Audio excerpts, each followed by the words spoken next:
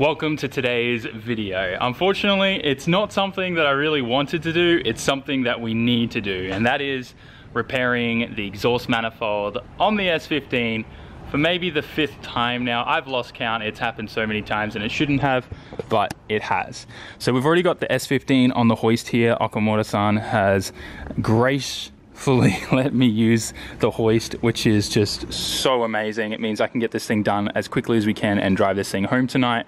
As we were talking about in the competition yesterday, some cracks have developed down there on the exhaust wastegate there.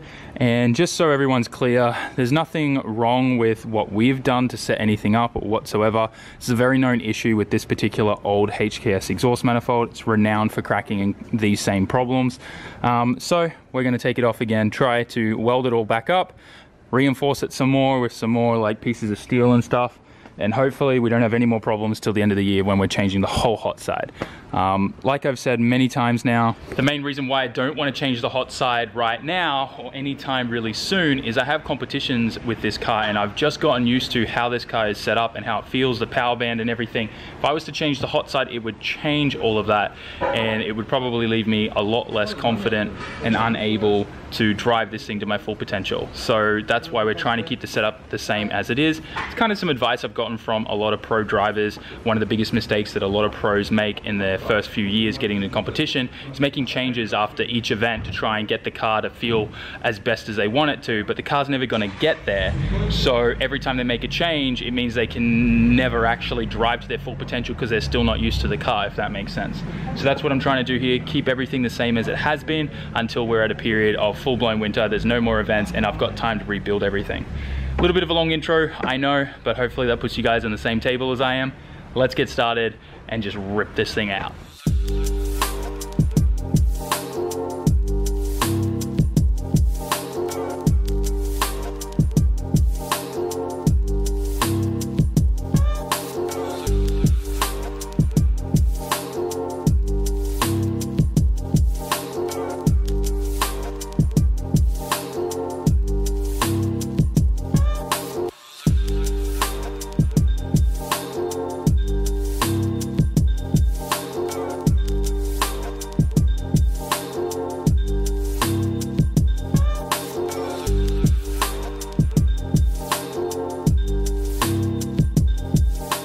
So as you guys just saw, we got the manifold taken off and you can see that all the stays on this have completely cracked. Like this whole piece here is just torn off.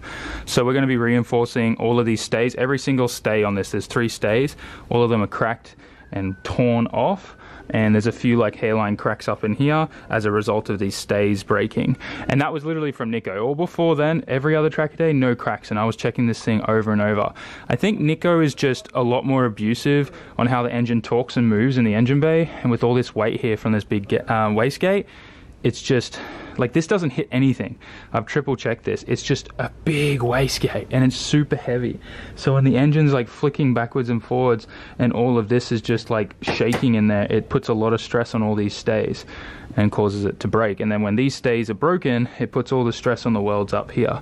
So Oka-chan's going to repair and we're going to fix everything. We're going to reinforce it like what we did previously with like pieces of metal up here. So there's no cracks up in here. It's only around the wastegate pipe this time. So we know that the reinforcement we did last time has fixed this, which is great. We just now need to reinforce this all over again. So we're going to do that and hopefully, like I said, it'll last to the end of this year. I think it will if we do this.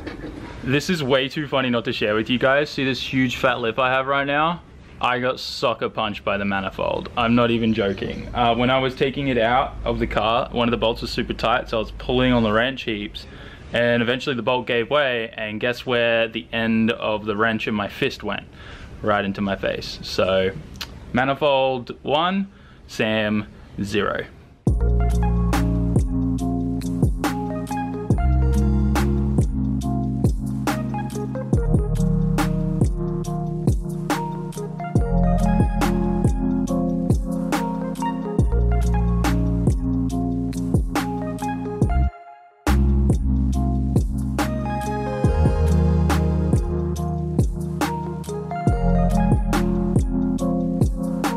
We're currently getting everything ready for Oka-chan, who's going to be doing some tire testing with the new Valino VR00Bs.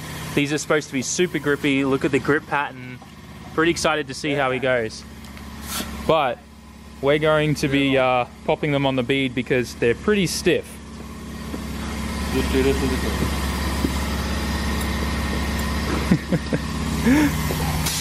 I was doing Gen-chan's job just before, so here we go.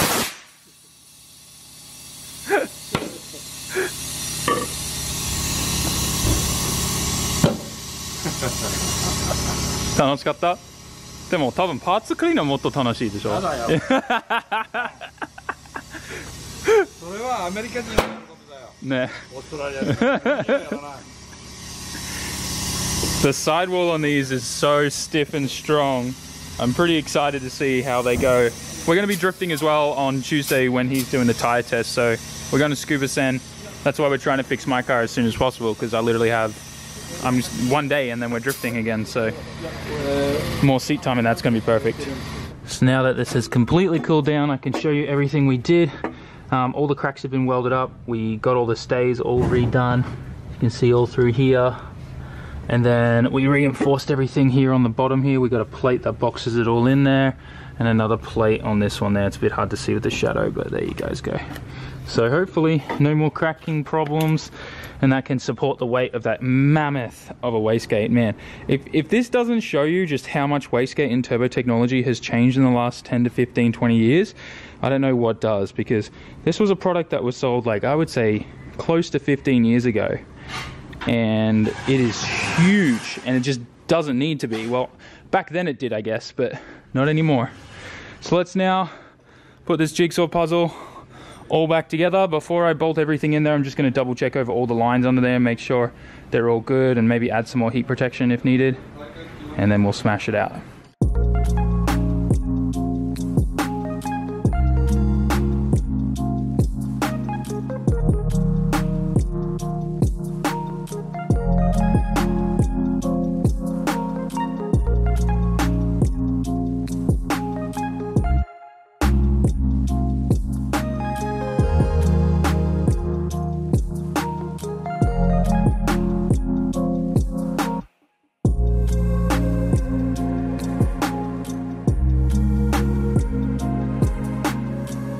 One thing you want to make sure you always use when changing turbos on a T2 or T3 flange is try and get these off Nissan. They help you lock the nuts so they never come loose. You can use locking washers and stuff, but these are just so much more efficient. They're only like $1 from Nissan, so every time you take the turbo off, you got to replace them. There's the old ones there. I'm gonna put these on, and then we won't have any loose bolts come off at all.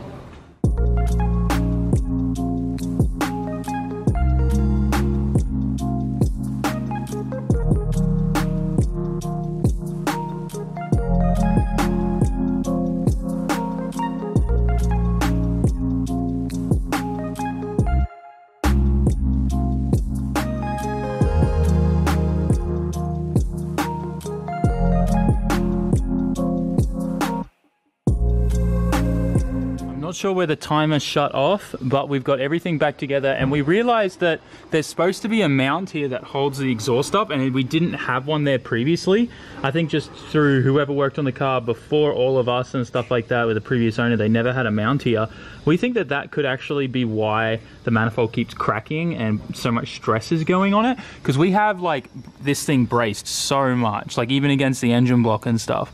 So we found this old one here from an S14. We're making a bracket to make it work with another mount here, like a rubber mount. So hopefully that kind of stabilizes everything and helps a little bit more, and we don't get any more cracked stuff. But I was looking over the damage from when I came off track at Ebisu, and we can see here that it smashed up this mount here, which is not really a mount, it's a nothing, so we can just leave that. And then there's that section of my exhaust that it just kind of flattened out. So yeah, that's the little bracket we've made, and then we'll get the rest bolted up. It's finally time to start this thing. Hopefully we don't have any leaks or any problems. We should be fine. Fingers crossed.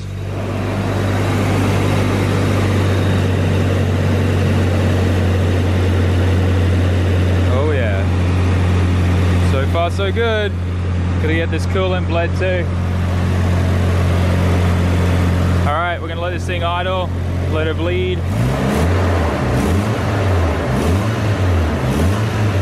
Finished bleeding the coolant, everything's up to pressure and sounds good.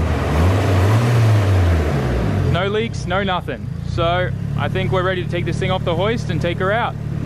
Getting everything loaded up for Tuesday morning.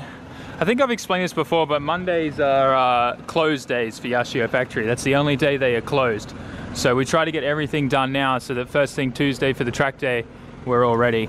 I've got to drive this loader truck again on Tuesday. Oka-chan actually sent Yuta off to a 1-week training camp to get his truck driving license. So until he comes back, whenever Oka-chan needs me to drive one of the loaders for him because he needs to take both, I drive it for him. So what's going to happen is Ishii-san will drive my car to the track, and just like we did at Okajuku the other day. Man, I'm so pumped. It's going to be cool to be able to drift with everyone again. You guys know that normally after a day of working hard at Yashio factory, we come to this restaurant called Chinmai for some shogoyaki. That is exactly what we did. These guys had to hang back late to wait for me to finish up, so least I can do is take them out for dinner. Oishii desu ka? Ii ne. Time to dig in. All right, on our way home, boys, and it's time to listen to that sweet song. Let's go.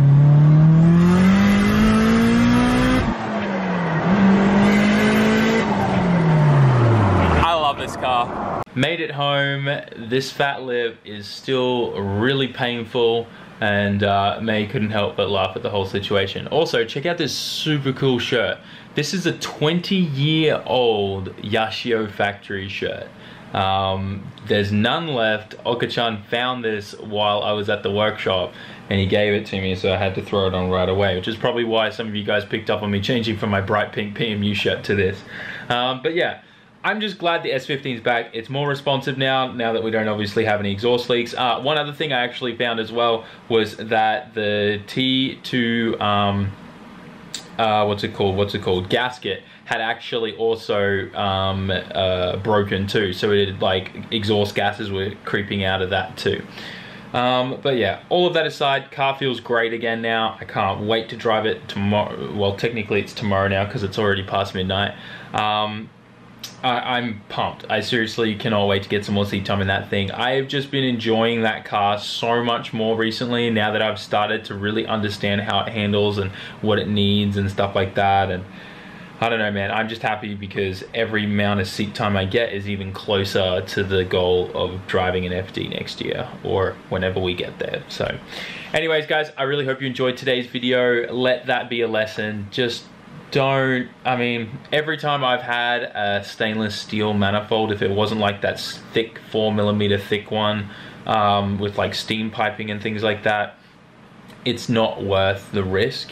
They seem to break a lot, especially when you're drifting, when you're doing a lot of clutch kicks and things like that. It's just something you need to be very careful of. So anyways, that aside, guys, hopefully you don't end up in the same situation that I'm in. That being said though, all the new HKS manifolds apparently don't have this issue, but obviously, I don't know. So with that, guys, smash that like button, write us a comment. I'm exhausted, so you should subscribe. And I will see you all in tomorrow's video. I'm pumped. Peace out, guys. Jamata.